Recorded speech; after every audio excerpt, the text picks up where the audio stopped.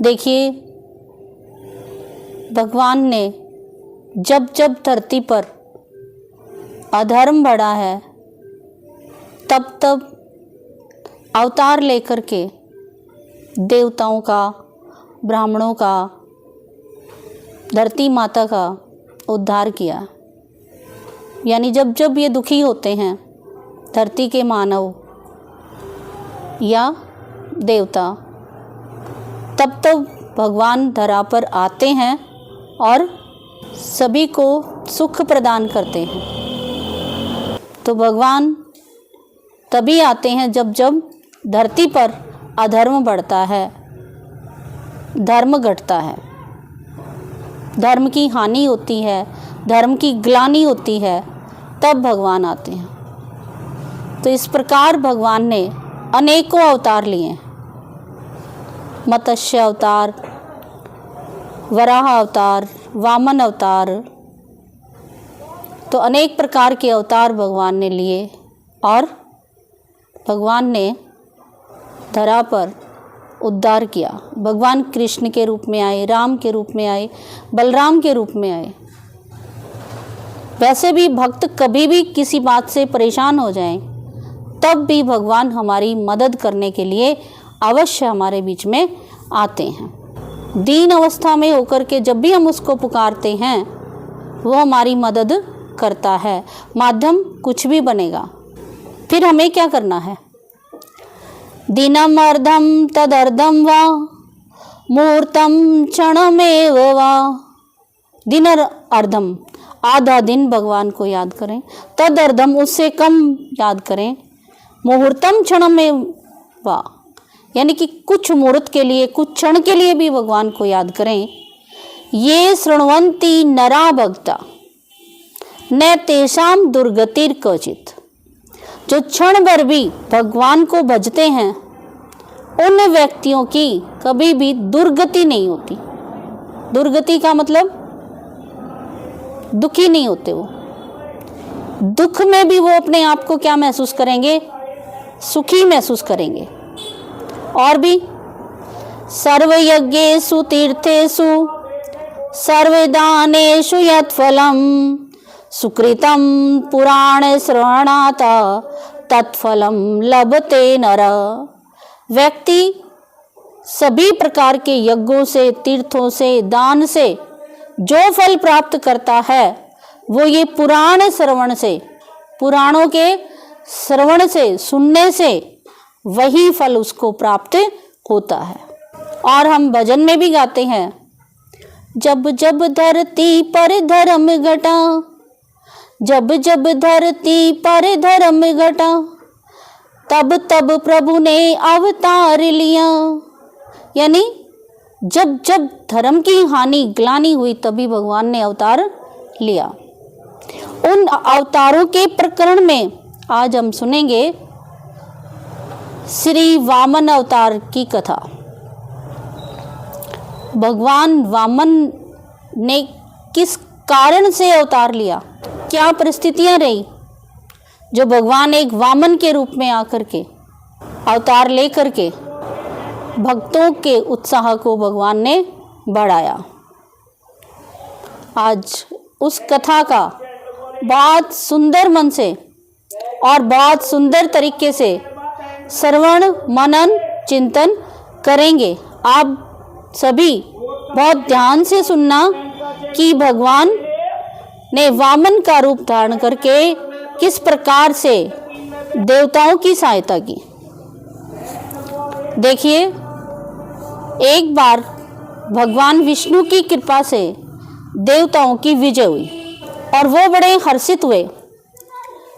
सिंहासन पर बैठे इंद्रराज, और लेकिन भूल होना स्वाभाविक होता है, लेकिन ऐसी भूल यदि कोई करे, किसी के कारण हमें कोई चीज मिले और हम उसी को भूल जाएं, ये भूल नहीं है, असावधानी है। आप किसी को, जरूरतमंद को कोई चीज देते हो या जब उसको आवश्यकता है उस समय आप मदद करते हो, उस मदद को वो व्यक्ति भूल जाता है। उससे ज्यादा कृत धन कोई नहीं। ऐसे ही देवताओं के माध्यम से भी ऐसा ही हुआ। भगवान विष्णु के कारण उनको इंद्र का सिंहासन मिला और वो भगवान को ही भूल गए। दैत्य उनसे हार गए थे, देवता जीत गए थे, इंद्र का सिंहासन मिल गया, तो वो तो हो गए हैं सावधान देवता तो। लेकिन जो हारे हुए दैत्य थे उन्होंने बड़ी सावधानी से अपना बल बढ़ाया। क्या किया? उन्होंने गुरु शुक्राचार्य से मदद ली और वो भृगुवंशी ब्राह्मणों की सेवा करने लगे। ब्राह्मणों की सेवा करने से फल तो अवश्य मिलेगा, गुरु का कहना मानने से भी फल अवश्य मिलेगा, इसमें तो कोई दो राय नहीं है। बड़ों का कहना मानने से ही हमें बहुत कुछ मिलता है, क्योंकि बड़े हमारा बुरा नहीं चाहते, और बुरा हो भी जाए तो वो जिम्मेवार होते हैं, उसमें वो हमारी मदद करेंगे, क्योंकि कुछ ना कुछ हमारे कर्मों का फल भी होता ही है। तो दैत्यराज ने भृगुवंशी ब्राह्मणों की और शुक्राचार्य की कहने के अनुसार उन्होंने अपना बल बढ़ा लिया और भृगुवंशी ब्राह्मण अत्यंत प्रसन्न हुए। तो उनका जो यज्ञ था, हवन था, उसमें से अग्निदेव प्रकट हुए। अग्निदेव ने, जब कोई देवी देवता दर्शन देते हैं तो वो कुछ दे के जाते हैं।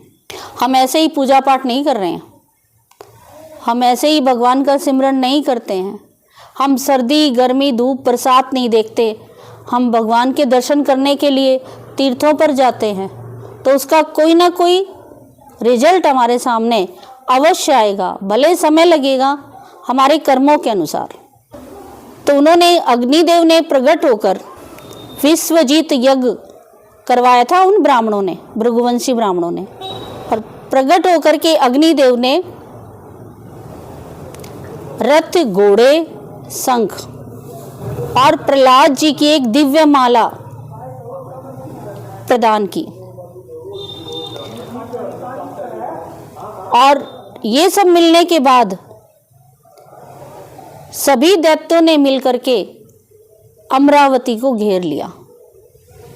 अमरावती देवताओं की नगरी का नाम है, उसको दैत्यों ने क्या कर लिया?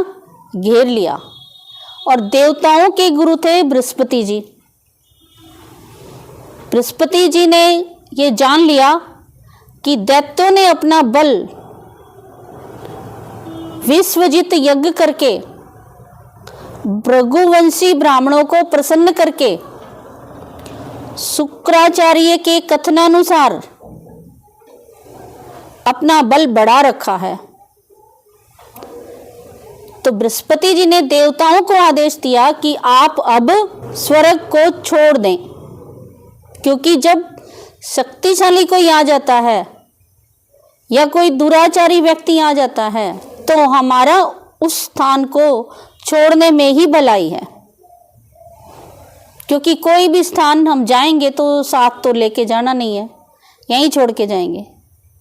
तो वर्तमान में भी यदि आप देखिए कि ज़्यादा कोई क्रोधी व्यक्ति सामने आ जाए तो भी हमें वहाँ से चले जाना चाहिए, वहाँ से हट जाना चाहिए।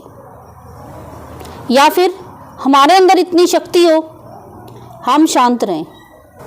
लेकिन बृहस्पति देवता ने इंद्र आदि को आदेश दिया कि आप इस स्थान को छोड़कर जाकर के कहीं छिप जाएं। और इस प्रकार विश्व विजयी होने पर राजा बलि से भृगुवंशियों ने 100 अश्वमेघ यज्ञ करवाए, क्योंकि सारी सुविधाएं थी, सब कुछ था, होते हुए भी यदि कोई दान पुण्य करता है तो उसकी शक्ति बढ़ेगी, कम नहीं होगी। हमारे पास मान लिया 100 ही रुपये है, उसमें से हम 5 रुपये भी कहीं करेंगे तो वो 5 रुपये का फल हमें अवश्य मिलेगा। एक व्यक्ति था, उसके पास धन नहीं था, पुरानी बात है, रोज 5, 2, 4 रुपए की मिलते थे उसको, कहीं भी काम करता। तो एक दिन उसने भगवान से कहा कि हे भगवान, मुझे ना तो ज़्यादा लंबी उम्र चाहिए, ना मुझे ज़्यादा धन चाहिए।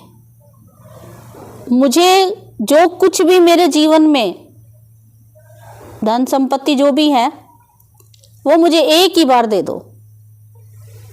तो भगवान ने ऐसा ही किया। उसके भाग्य में मात्र 25 रुपए थे, 25 रुपए प्रदान कर दिए। अब वो उस समय 25 रुपए बहुत ज़्यादा होते थे। वो ये विचार कर रहा था कि इनसे मैं कोई स्थान देखने जाऊं, घूमने जाऊं, परिवार पर खर्च करूं, या मैं क्या करूं इसका। लेकिन सद्बुद्धि का इस्तेमाल इतना हुआ कि उसके मन में विचार आया कि कोई भी चीज साथ जाने वाली नहीं है, क्यों न मैं इससे पूरे गांव को भोजन करा दूं। तो उसने पानी के मटके भरवाए और पूरे गांव को भोजन कराया। गांव वाले भी आश्चर्यचकित थे कि जिसके पास खुद के लिए खाने के लिए नहीं, उसके पास इतना आया कहाँ से जो पूरे गांव को भोजन कराएगा। वो भी ये देखने के लिए आ रहे थे कि कहाँ से कराएगा, कैसे करेगा। तो उसने पूरे गांव का भोजन कराया, सभी गांव वासियों को। फिर रात में उसे सौंपन आया कि बेटा, तुमने इन पैसों से सुकृत कमाया है, तो तुम रात्रि में एक मटका रखा हुआ है, उसके नीचे हम कुछ दे के जा रहे हैं, वो सुबह देख लेना। उसने उस मटके के नीचे प्रातःकाल उठकर देखा, उतने ही रुपए जितने उसने खर्च किए थे उतने ही रुपए मटके के नीचे रखे मिले। वो रोज ऐसे ही अच्छे कामों में खर्च करता, रोज इतना पैसा आ जाता। तो उसके मन में विचार आया, भगवान ने जब मेरे भाग्य में था उसको दे ही दिया था, तो बार बार दे रहे हैं। तो इसका मतलब, कई मनीषियों से पूछा उसने, तो इसका अर्थ यही बताया कि तुम सत्कर्म करोगे, अच्छे कर्म करोगे, तो तुम्हारे भंडारे भगवान कभी खाली नहीं करेगा, भरता ही रहेगा। ऐसे ही बलि राजा से शुक्राचार्य ने 100 अश्वमेध यज्ञ कराए। इससे उनको समृद्ध राज्य की प्राप्ति हुई। वो लक्ष्मी का उपभोग उदारता से करते थे, खुले दिल से, उदारता से, जरूरत की जगह पे करते थे। तो उनकी समृद्धि क्या हुई? मान लिया आप घर में 1000 रुपये रोज कमाते हो, वो खर्च कहाँ करते हो ये तो चेक करो। अगर वो पैसा हम गलत जगह खर्च करते हैं तो हमारा बढ़ नहीं रहा है। माना इस जन्म में कमी नजर आ रही है तो हमारे अगले जन्म में बढ़ रहा है। तो इस तरह उन्होंने लक्ष्मी का, धन का उदारता से उपभोग किया। अब देवताओं की माता अदिति, जब देवताओं को ये जान करके कि वो तो बेचारे इधर उधर छिपे हुए हैं, ये छिपने का रिवाज तो हमारे शास्त्रों में बताया ही गया है।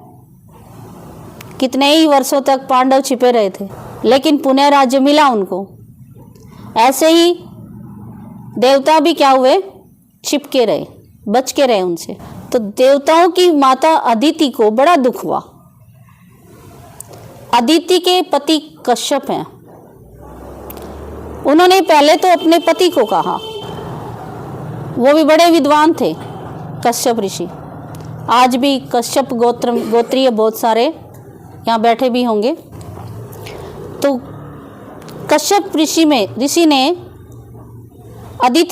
अदिति माता को कहा कि तुम पयोवृत व्रत करो। तो उन्होंने पयोवृत व्रत को किया। उस समय भगवान प्रकट हुए और प्रकट होकर माता अदिति को कहते हैं कि ब्राह्मण और ईश्वर की बलि के अनुकूल दैत्य काम कर रहे हैं, उनको जीता नहीं जा सकता। तो मैं ही तुम्हारा पुत्र बनके अंश अवतार के रूप में तुम्हारे यहाँ जन्म लूंगा और तुम्हारी संतान की रक्षा करूंगा। ये वचन भगवान ने माता अदिति को दिए। बोलिए कृष्ण कन्हैया लाल की जय, सांवरिया सरकार की जय। ये कह करके, ये वचन दे करके भगवान अंतर ध्यान हो गए। अब भाद्र पक्ष के शुक्ल पक्ष की द्वादशी को मध्याह्न काल में अभिजीत मुहूर्त में भगवान महर्षि कश्यप की पत्नी अदिति के गर्भ से भगवान ने वामन के रूप में अवतार लिया। और उस समय भगवान वामन ने एक ब्रह्मचारी का रूप धारण कर रखा था। ठीक वैसे ही जैसे एक नट अपना रूप बदलता है, जन्म लिया और एक वामन के रूप में, छोटे से ब्रह्मचारी के रूप में भगवान ने अपना वेश बदल लिया। भगवान को वामन वेश में देखकर महर्षियों को बड़ा आनंद हुआ, बड़े प्रसन्न हुए और उन्होंने, महर्षियों ने कश्यप ऋषि से उस बालक का जात कर्म संस्कार कराया और फिर उसका उपनयन संस्कार किया। जो बाल ब्रह्मचारी होते हैं, और वैसे भी हम बच्चों का कराते ही हैं उपनयन संस्कार, जिसको जनेऊ कहते हैं, वो पहनाया जाता है उस पर। तो उपनयन संस्कार कराया गया। जब कोई संस्कार करते हैं तो उस समय कोई ना कोई गिफ्ट जरूर देते हैं। आप अपने बच्चे का जन्मदिन भी मनाते हो, तब भी चाहे कोई टॉफ़ी लेके आए एक पैकेट, चाहे कुछ भी लेके आए, उसके लिए कोई पढ़ाई के लिए लेके आए, कोई ना कोई कुछ ना कुछ जरूर देता है। आजकल तो केक की प्रथा चली हुई है, केक काटेंगे। तो उपनयन संस्कार के समय भगवान के, वामन भगवान के, तो अनेक देवी देवताओं ने बहुत कुछ प्रदान किया इनको। सूर्य देव ने गायत्री का उपदेश दिया, बृहस्पति जी ने यज्ञोपवीत संस्कार कराया, कश्यप ने मेखला पहनाई और पृथ्वी ने कृष्ण मृग चर्म दिया। वनस्पतियों के स्वामी चंद्रमा ने दंड दिया। माता अदिति ने कोपिन यानी उत्तरीय वस्त्र दिए और आकाश के देवता ने छत्र दिया। ब्रह्मा जी ने कमंडल दिया। सप्त ऋषियों ने कुश और सरस्वती देवी ने रुद्राक्ष की माला प्रदान की। आपने वामन भगवान को देखा होगा, यहाँ रुद्राक्ष की माला पहने हुए हैं वो, तो ये सरस्वती देवी ने अर्पित की। कुबेर ने भिक्षा पात्र दिया और जगत माता अन्नपूर्णा ने भिक्षा प्रदान की। इस प्रकार भगवान वामन देव की ब्रह्मचारी दीक्षा पूर्ण हुई। देखिए कितने कितने देवी देवताओं ने के द्वारा भगवान की दीक्षा हुई है। तो ये दीक्षा क्या कम थोड़े होगी, और क्या वो करेंगे आगे। अब भगवान ने उनको जो आश्वासन दिया था कि मैं देवताओं की रक्षा करूंगा, अदिति माता को कहा था कि मैं तुम्हारे पुत्रों की रक्षा करूंगा, राज्य दिलाऊंगा। भगवान ने सुना कि सभी सामग्रियों से संपन्न यशस्वी बलि भृगुवंशी ब्राह्मणों के आदेशानुसार बहुत से अश्वमेघ यज्ञ कर रहे हैं। तब वामन भगवान ने अपनी यात्रा उधर की ओर प्रारंभ की। राजा बलि नर्मदा नदी के उत्तर तट पर भृगु कक्ष नामक क्षेत्र में भृगुवंशियों के आदेश से एक श्रेष्ठ यज्ञ का अनुष्ठान कर रहे थे। ठीक उसी समय भगवान वामन जी हाथ में दंड, एक हाथ में छत्र, जल से भरा हुआ कमंडल, वामन भगवान ने अश्वमेघ यज्ञ के मंडप में प्रवेश किया। उस समय भगवान वामन मूंज की मेखला पहने हुए थे, गले में यज्ञोपवीत धारण कर रखा था, बगल में मृग चर्म जटा सिर पर बंधी हुई थी। वहां प्रवेश किया। जैसे ही उस बालक को देखा तो राजा बलि ने स्वागत भरी वाणी से उनका स्वागत किया और उनके चरणों को पखार कर चरण तीर्थ को मस्तक पर रखा। फिर बटु रूपधारी ब्राह्मण वेशधारी उस तपस्वी से राजा बलि बोले। क्या कहते हैं राजा बलि?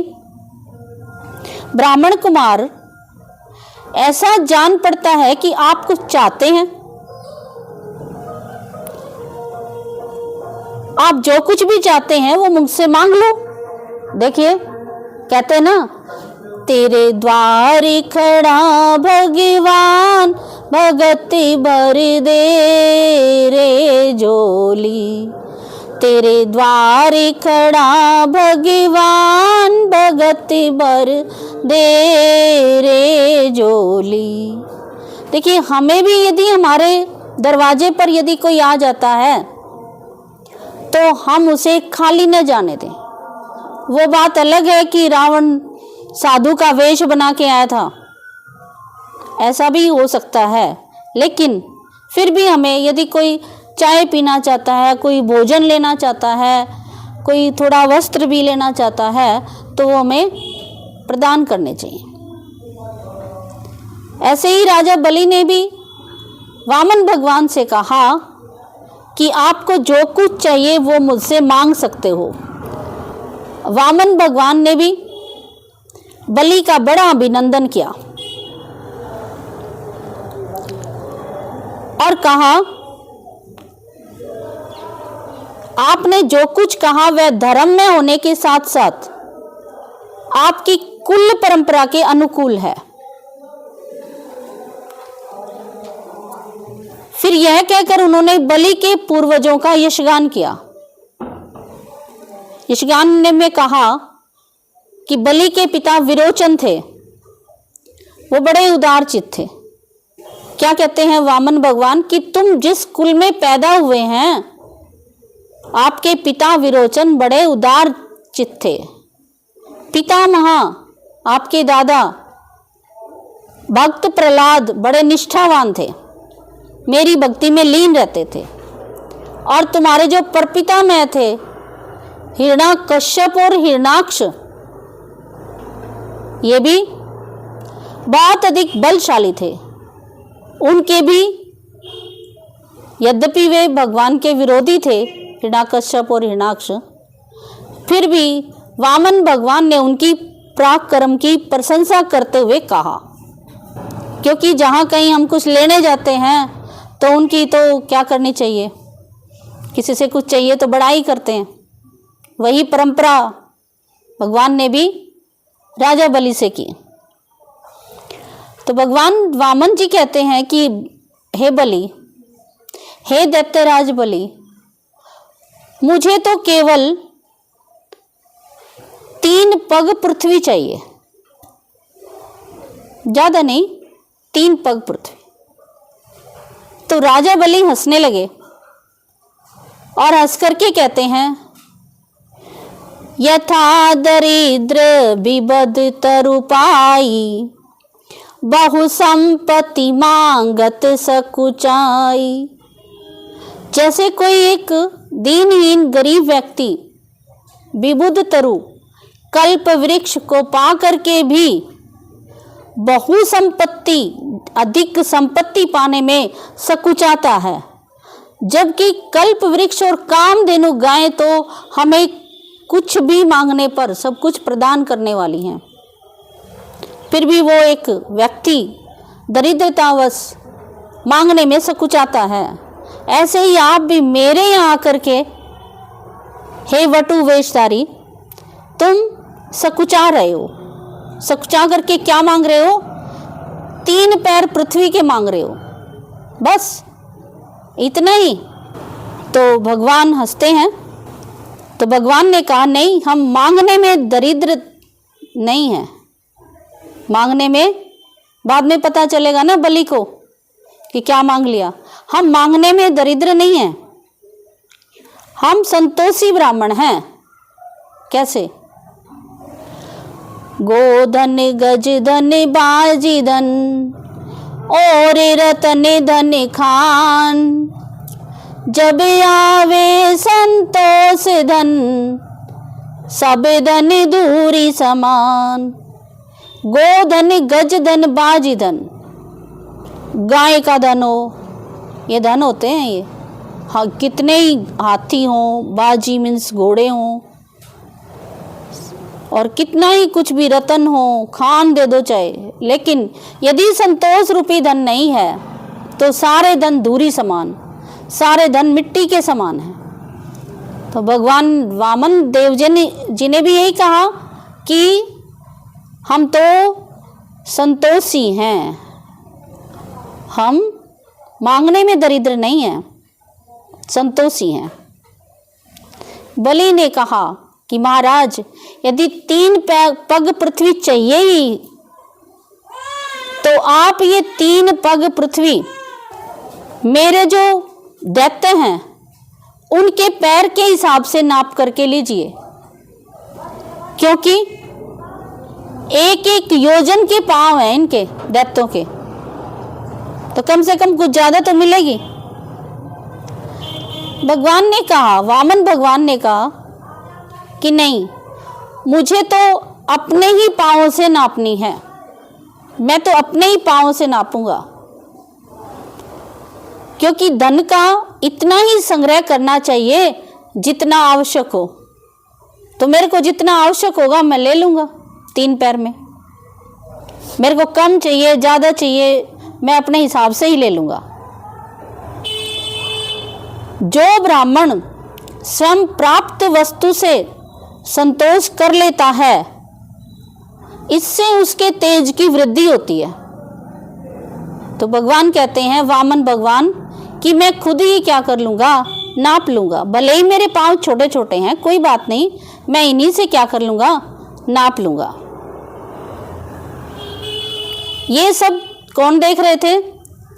दैत्यों के गुरु शुक्राचार्य जी सब कुछ जान गए और उन्होंने राजा बलि को कहा कि बलि, ये तुम्हारे शत्रु विष्णु छोटे बालक का रूप धारण करके तुम्हें छलने के लिए, तुम्हारा सब कुछ लेने के लिए यहाँ आए हैं। तुम असत्य बोल करके अपनी रक्षा करो। लेकिन राजा बलि के ये बात समझ में नहीं आई, क्योंकि परिस्थिति देख करके कोई काम किया जाता है। हमारे संस्कृत में एक श्लोक है, सत्यम बुरियात प्रियम बुरियात मां बुरियात सत्यम अप्रियम। सच बोलना चाहिए, प्रिय बोलना चाहिए, लेकिन अप्रिय सत्य नहीं बोलना चाहिए। सत्यम च नानृतम बुरियात, सच भी हो और झूठ भी ना हो, ऐसा वचन बोलना चाहिए। एष धर्म सनातन है, ये सनातन धर्म है। तो राजा को शुक्राचार्य जी ने बहुत अधिक समझाया, लेकिन राजा बलि नहीं माने। तो शुक्राचार्य से ही ये श्राप मिल गया उसे कि तुम्हारा राज्य भ्रष्ट होगा। देखिए भगवान किस प्रकार से अपने भक्तों की रक्षा कराते हैं। उन्हीं के गुरु शुक्राचार्य से राजा बलि को श्राप मिल गया। कि तुम्हारा राज्य भ्रष्ट होगा। लंकापुरी में विभीषण का त्याग होते ही रावण के राज्य में जितने भी दैत्य थे सब आयुहीन हो गए थे। ऐसे यहाँ भी राजा बलि को उन्हीं से क्या मिल गया, अपने ही गुरु से श्राप मिल गया कि तुम्हारा राज्य क्या हो जाए, भ्रष्ट हो जाए। ये श्राप मिलने के बाद भी राजा बलि अपने निश्चय से हटे नहीं, अपने निश्चय पर क्या रहे, वो अडिग रहे। और फिर हाथ में जल लेकर 3 पैर पृथ्वी देने का संकल्प कर लिया। संकल्प होते ही वामन भगवान का रूप क्या हो गया, बढ़ने लगा। और इतना बड़ा कि भगवान की इंद्रियां और शरीर में चराचर प्राणियों के दर्शन होने लगे सबको।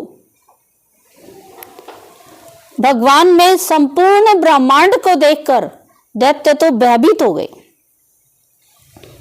अब भगवान ने कहा कि मैं एक पग पृथ्वी लेता हूं, और भगवान ने सारी धरती को नाप लिया एक पैर में, और अपना पूरा शरीर विस्तृत कर दिया और भुजाओं से आकाश को नाप लिया। दूसरे ही पग में स्वर्ग को नाप दिया। तीसरा पैर रखने के लिए कोई स्थान नहीं बचा। दूसरा पैर कहां रखा भगवान ने? महलोक, जनलोक, तपलोक और उससे ऊपर सतलोक में पहुंच गया। वहां ब्रह्मा जी ने विश्वरूप भगवान के ऊपर उठे हुए चरण का स्पर्श किया और अर्धपाद से भगवान के पैरों का प्रक्षालन किया, और उनके प्रक्षालन से जो कमंडल में जल था या वहां वो जल था, वो गंगा जल के रूप में परिवर्तित हो गया। आज धरती पर जो गंगा जल है, गंगा नदी है, वो वहीं से निकल करके आई थी। कहते हैं चरणों से निकली गंगा प्यारी, जिसने सारी दुनिया तारी। वही गंगा जल है जो वामन भगवान ने अपना पैर सतलोक में ऊपर रखा था और ब्रह्मा जी ने उसका प्रक्षालन किया था। वही जल हमारे बीच में है। तो हम कितनी पावन भूमि पर रहते हैं, कितने पवित्र हैं हम। हमारा जो जन्म भारत भूमि पर है, हम धन्य हैं। कहते हैं जननी जन्म भूमि से स्वर्गादपि गरीयसी। हमारे लिए तो ये भी क्या है, स्वर्ग से बढ़कर है। अब देखिए, बलि के सेनापतियों ने देखा ये भिक्षुक ब्रह्मचारी तो हमें ठगने के लिए आया है, हमारा वैरी है, और छिप करके देवताओं की मदद करना चाहता है। और उन्होंने विचार किया कि राजा बलि तो अब दीक्षित हैं, वो हमें कुछ कहेंगे नहीं। तो उन्होंने क्या किया, अपना अस्त्र चलाया। तो भगवान के पार्षदों ने उनको क्या कर दिया, उन दैत्यों को खदेड़ दिया। राजा बलि ने भी समझाकर उनको रोक दिया, क्योंकि जिस विश्वरूप भगवान के सारे ही दैत्यों ने दर्शन किए, बलि तो फिर भी यज्ञ तप हवन कर रहा था, प्रहलाद के कुल में उत्पन्न हुआ था, तो वो भी समझ गया। अब भगवान ने गरुड़ को इशारा दिया और राजा बलि को वरुण पास में बांध लिया। फिर वामन भगवान ने राजा बलि को कहा कि बलि, मैंने 2 पग में सारी धरती और ऊपर आकाश कहो, जितने लोग हैं सब मैंने नाप लिए हैं। अब बताओ तीसरा पैर कहाँ रखूं? नहीं तो तुम्हें नरक में जाना ही पड़ेगा। तब राजा बलि ने भगवान से कहा कि भगवान, आप मुझे बताएं कि एक व्यक्ति है, उसके पास धन है, धन बड़ा है या धनी बड़ा है? तो भगवान ने कहा कि धन तो धनी के अधीन है, तो धनी बड़ा है। कहने का भाव बलि नामक दैत्य का यही था। वो इस धरती और आकाश को अपना समझता था कि आपने मेरी सारी वस्तुएं तो ले ली, लेकिन मैं इसका क्या हूं? धनी हूं, मालिक हूं। आप ये तीसरा पैर मेरे सर पर रख लीजिए। तो वामन भगवान उसके आत्मसमर्पण से बहुत प्रसन्न हुए और कहते हैं कि मैंने इसको थोड़ा सा भय भी दिखाया, इसका धन छीन लिया। इसके गुरु ने, शुक्राचार्य ने इसको श्राप दे दिया। इसके सैनिक इसको छोड़कर चले गए, इसके कुटुंबी इसको छोड़कर चले गए। फिर भी ये अटूट बन करके